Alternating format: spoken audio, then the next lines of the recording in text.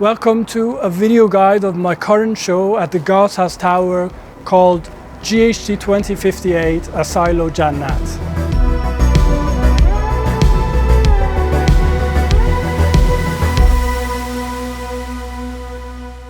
My name is Bijan Moosavi. I am an Iranian multimedia artist based in London.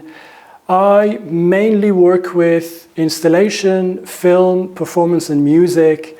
The work that I've done in the past 6-7 years, I have mainly been looking at the impact of neoliberalism from the vantage point of a Middle Eastern artist living in the West. So what does that mean? It means that I have been looking into the ways in which neoliberalism, the almost ideological obsession with the idea of free market, has been, is, and will be changing different aspects of our lives, culture, and surroundings. So what I do in my work is that I basically make those neoliberal dynamics visible within the spaces that I create using the mediums that I work with. In order to achieve this goal, I often steal from the aesthetics which is usually associated with neoliberalism, repurpose and appropriate it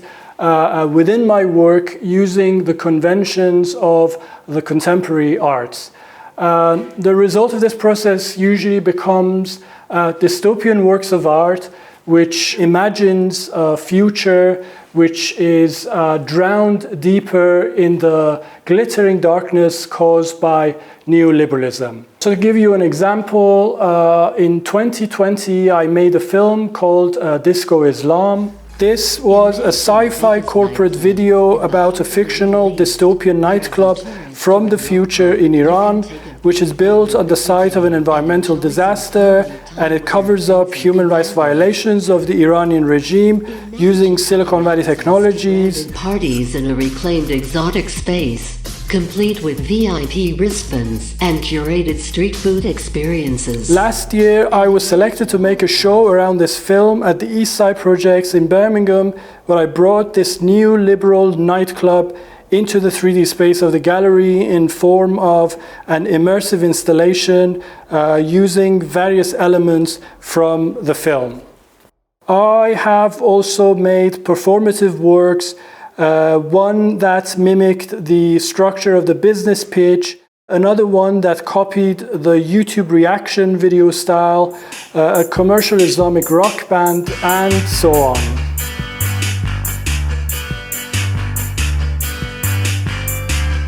So what you're about to see in the rest of this video is the ways in which that the initial idea for the current show at the GHT Tower came about, the research that went into it, the way that it was produced, and ultimately the way that the show looks like and what it could potentially mean.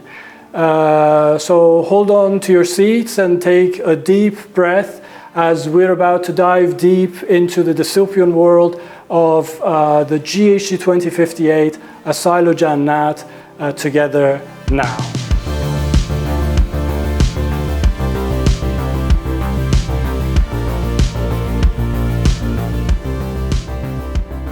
When I started to put my thoughts together for the Climate Action Commission by the ACE-based arts, I had three things in mind. One was the GHT Tower, a historic building with a rich past, which is a site where the exhibition was going to take place. Second, GHT Tower's relation to the theme that we were working on, being the climate crisis and climate action. And third, how to bring these two elements into the framework of my own practice, which is the neoliberal aesthetics and critique. So I started off by doing some research and digging into these subjects. One of the first interesting things that I came upon was a report by Climate Central, a well-respected non-profit news organization that analyzes and reports on climate science. This report was suggesting that by the year 2050, GHT Tower is projected to be below water level due to coastal flooding caused by global warming. At the same time, I found another report by the Middle East Institute, which is a think tank and a cultural center based in the US, which was showing that one of the main impacts of climate change in the Middle East by the same year, 2050, is projected to be a deepening of the refugee crisis caused by the intensification of water scarcity.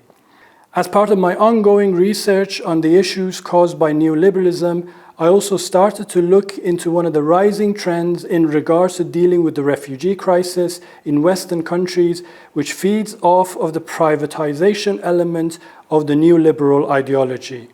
I found research showing that the privatization of refugee services has led to contracts being awarded to companies with previous experience of prison privatization rather than care, leading to poor mental health, longer periods of detention, and more damaging effects on asylum seekers. Bringing all these research elements back to the context of the exhibition, little by little I started to have an idea about what I wanted to do. I decided that I wanted to transform the GHT House Tower into an immersive installation which would depict a fictional, sci-fi, dystopian, neoliberal climate refugee center from the future. This would be placed inside the flooded GHT House Tower, presented and advertised as a refugee resort, but feeling and seeming more like a gloss-stop detention center, typical neoliberal vibes, basically. With this idea in mind, I then started doing some visual research on detention facilities, refugee centers, prisons, holiday resorts, and wellness retreats in real life and in sci-fi movies.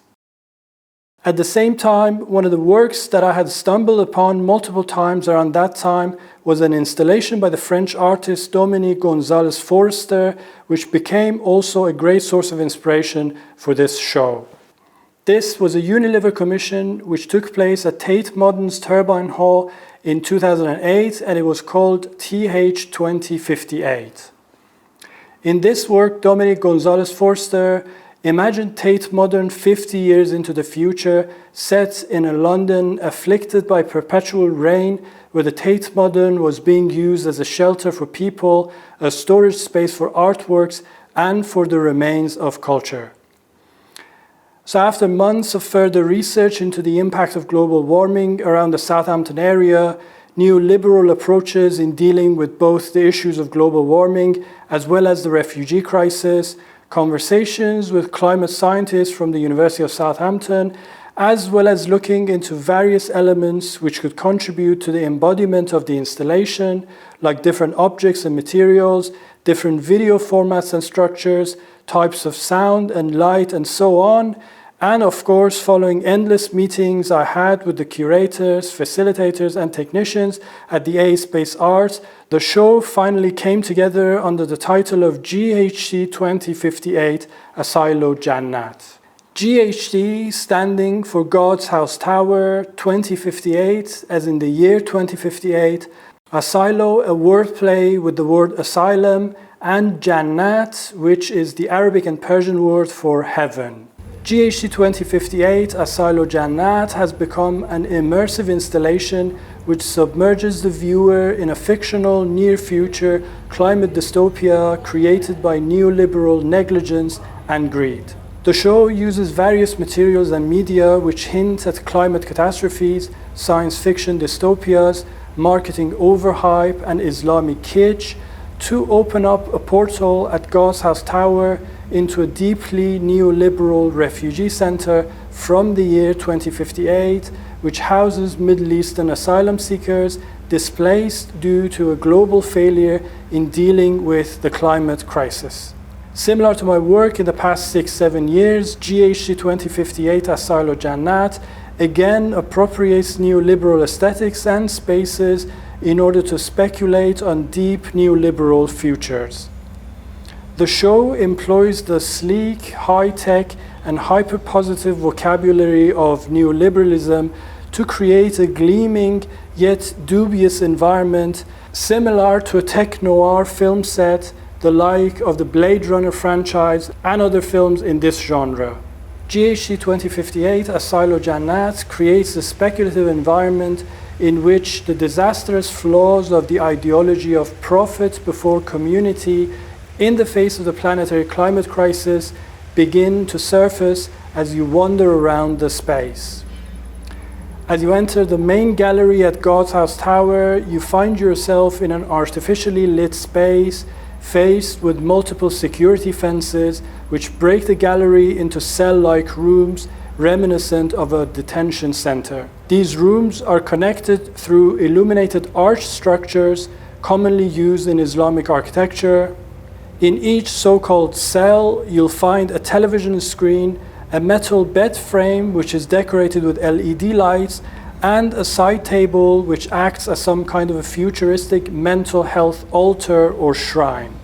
On these tables, there are various ready-made objects such as a glowing ball, plastic roses, which are a common visual element in Islamic Kitsch design, and I have been using them in my work a lot, a quatrefoil mirror, mirrors that peaked in popularity during Gothic and the Renaissance eras and have Islamic roots, and a fake companion figurine by the American megastar artist KAWS, a highly sought-after art toy which in a way signifies a move towards a highly commercialized art world which is awaiting us. While this environment is meant to immerse the viewer in a space resembling an abandoned set of a dystopian sci-fi film, it is through the film element of the installation that the neoliberal techno-capitalist essence of this spatial setup becomes further activated and heightened.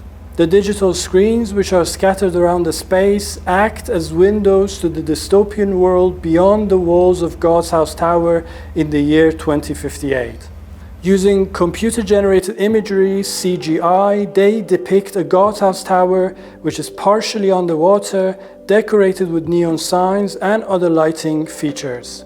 The video is sometimes used as a marketing tool to promote the fictional Asylo-Jn refugee center, and at other times gives the impression of a CCTV live stream from the exterior of the building enveloped in a thick layer of smog. The screens also feature intermittent news crawlers where you get to know about a nearly total collapse of the climate in the year 2058. The headlines talk about the extreme weather conditions which has caused massive forest fires nearby, animals going extinct, heavy rainfalls and record high temperatures in south of England. They also expose an art world mired in blatant greenwashing activities and a human rights crisis in relation to the situation of the refugees in the year 2058. At times, the video screens are used as a chatbot-like communication tool similar to the ones in sci-fi films, where updates, opportunities, and information is shared via them with the fictional occupants of the Asylo-Jn refugee center from the future. Here you can also see how the hyped-up language of marketing and advertising is being used to try and exploit the climate crisis for financial and commercial purposes, glittering up a catastrophe to extract profit out of it. All in all, and as you spend more time within the space of the GHT.2058 Asylo-Jn installation, you'll start to get submerged in this dystopian apocalyptic future where decades of deregulation and privatization policies of neoliberal governments have turned the extreme weather conditions into a profitable marketplace, the exploitation of art by major global polluters as a means of greenwashing has become ever more blatant, and the basic human rights of people displaced due to the climate crisis are left ever more at the mercy of the neoliberal idea of free market and profit making.